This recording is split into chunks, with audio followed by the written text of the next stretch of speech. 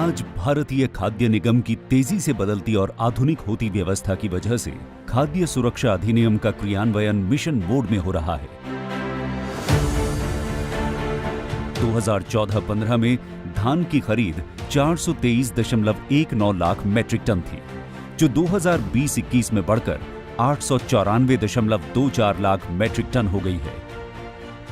वहीं 2014-15 में गेहूं की खरीद जो 281.31 लाख मैट्रिक टन थी, बढ़कर 2021-22 में 433.44 लाख मैट्रिक टन हो गई है।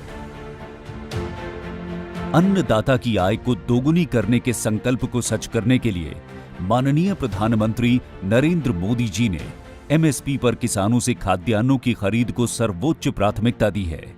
देश के किसानों को फसल की उचित कीमत मिले, हमने लंबे समय से लटकी स्वामीनाथन कमेटी की रिपोर्ट के अनुसार लागत का 1.5 गुना एमएसपी किसानों को दिया। हम आज एमएसपी पर रिकॉर्ड सरकारी खरीद कर रहे हैं। किसानों की जेब में एमएसपी का रिकॉर्ड पैसा पहुंच रहा है।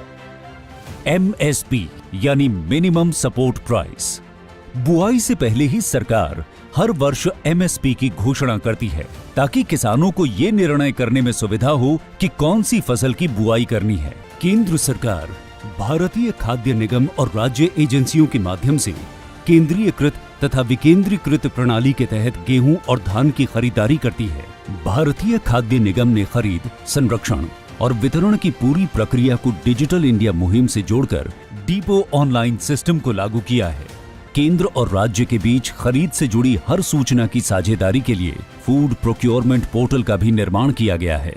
अनाज खरीदने की प्रक्रिया के बाद उसका उचित मूल्य किसानों या उत्पादकों तक पहुंचे, यह डीबीटी के माध्यम से सुनिश्चित किया जा रहा है। अब सीधे लाभार्थी के बैंक अकाउंट में फसल की बिक्री की रकम ट्रांसफर कर दी जाती है।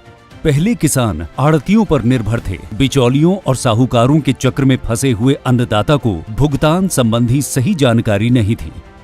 डीबीटी सदियों से चली आ रही साहूकार प्रणाली द्वारा ऋण चक्र को तोड़ने में और अन्नदाता की आय दोगुनी करने की दिशा में एक महत्वपूर्ण कदम है।